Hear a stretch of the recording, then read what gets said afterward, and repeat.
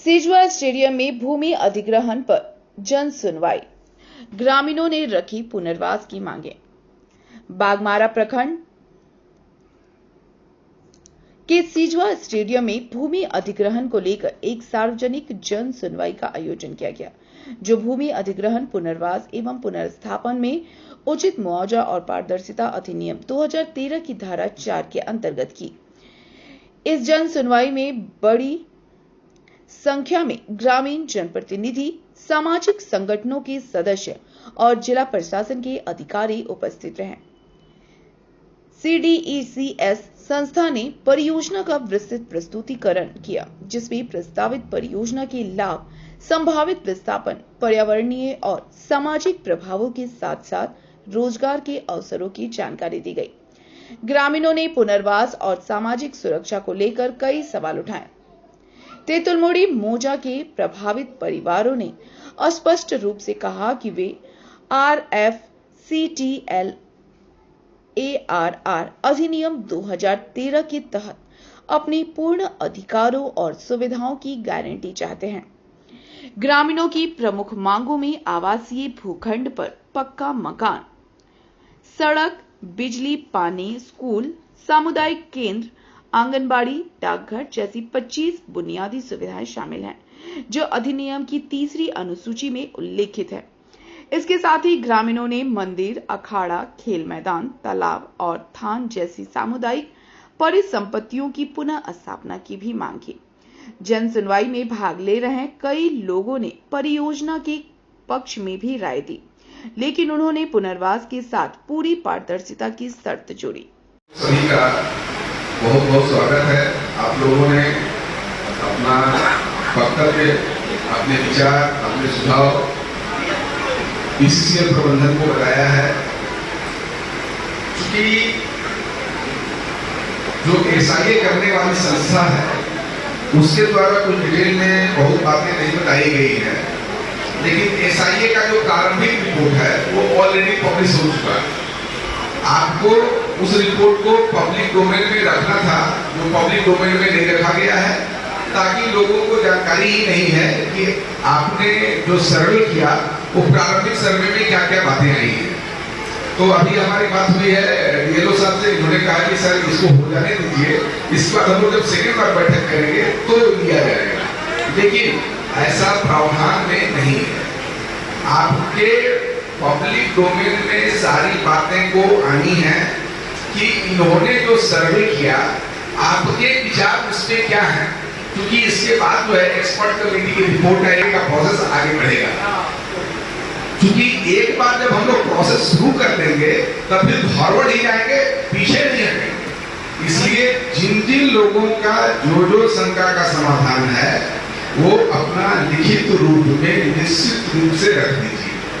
बाद में आपकी बातें नहीं सुनी जाएगी, बाद में हम आगे बढ़ेंगे, पीछे नहीं हटेंगे। जितनी बात मैं बोल रहा हूं सभी को अगर आप चाहें तो नोट डाउन करके रखेंगे। सबसे इंपॉर्टेंट बात है RFCTL ARR एक्ट 2013 में कि हम लोगों ने आपके जमीन को यह मान लिया कि आपकी जमीन उपजाऊ जमीन नहीं है और उस जमीन को देने को आप सहर्ष तैयार हैं। आपकी तैयारी के पश्चात PCCL प्रबंधन को इनको कोल इंडिया के द्वारा जो भी अवार्ड मिला होगा कि आप इस पर कोल प्रोजेक्ट चालू कीजिए, और उसमें इन्होंने अपना चंबल एकड़ देते हैं। हमारे पास रिपोर्टेड फिगर नहीं है, हमारे पास रिपोर्टेड फिगर शायद 42 एकड़ के आसपास है। तो बाद में कोई कंफ्यूजन ना रहे, पहले ही इसको तय करें।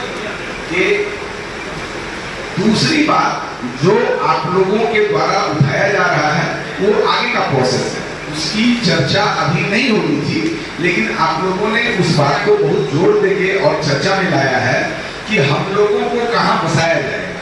ये तय करना जिस रूप से इन्होंने रिक्विजिशन हमको दिया कि हमको 58 एकड़ टोटल जमीन चाहिए, उस जमीन में रैयती लैंड इतना है, GM लैंड इतना है, बाकी और भी जमीन के अन्य नेचर हैं वो इतने प्रकृति का है। तो इस प्रकार से टोटल 58 एकड़ का जो प्रस्ताव है वो तैयार हुआ। अब आपको ये तय करना है कि आपने जैसे एक दो वक्ताओं को मैंने सुना और उनके द्वारा बताया गया कि हमने तय किया है इनके साथ 3 साल पहले कोई एग्रीमेंट किए, क्या किए आप लोग, ये कोई सरकारी एग्रीमेंट नहीं है, ये द्विपक्षीय वार्ता हुई होगी जिसके तहत आप लोगों ने तय किया होगा कि हम लोग जमीन तो देंगे लेकिन RFCT के लिए RRL के तहत देंगे। तो ये आप लोगों का आपसी विमर्श है, इसके करना चाहेंगे। जैसे ग्रामीणों की तरफ से एक सर्वेक्षण के दरमियान कहा जा रहा था बार बार, पूरा जब गांव हम लोग सर्वेक्षण करने गए थे तो ज़्यादातर बात सुनने में आ रहा था कि सर हम लोग काफ़ी ज़्यादा प्रभावित हो रहे हैं और उसका काफ़ी बुरा इम्पैक्ट हम लोग पे पड़ने वाला है, तो आप हमारी कुछ बातों को उसमें ऐड कर दीजिए। आप लोग फिर इन लोग के माध्यम से कुछ बात सामने आया था जो हमारे एक फॉरवर्ड फिगर में जो डाटा हमको कलेक्शन करना था उसके अलावे, तो एक व्यवहारिक तौर पे आप लोग से जानकारी मांगा जा रहा था। आप सुरक्षा से आपने बढ़ चढ़ कर सहयोग किया, उस डाटा को दिया भी, लेकिन जो इन लोग आप लोग के माध्यम से जो 2, 4, 5 बातें थी उसको हम फिर से यहाँ पे बोलना चाहेंगे।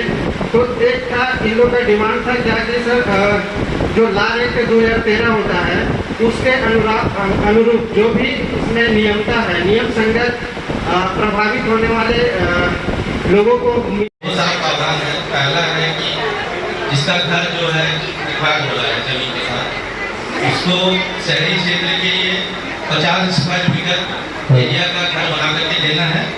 ये पहला ऑप्शन है इसमें।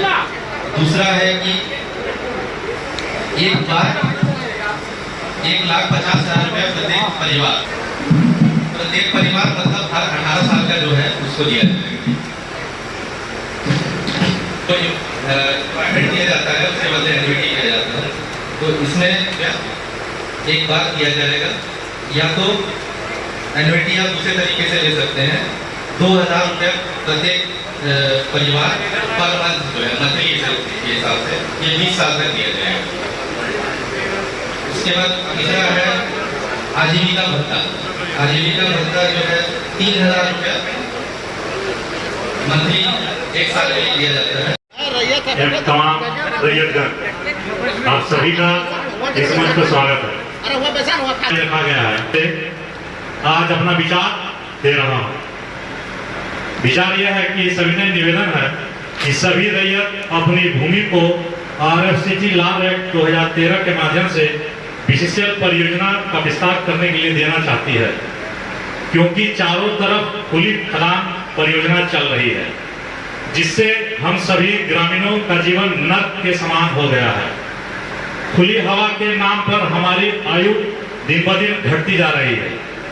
इसलिए रैयतों ने एकमत होकर इस स्थान को जल्द से जल्द खाली करने के लिए लॉ एक्ट 2013 के तहत अपनी भूमि को देने का प्रस्ताव दिया। लेकिन इस बीच बहुत ऐसे प्रश्न हैं जो रैयतों के मन में लंबे समय से चल रहे हैं कि आखिर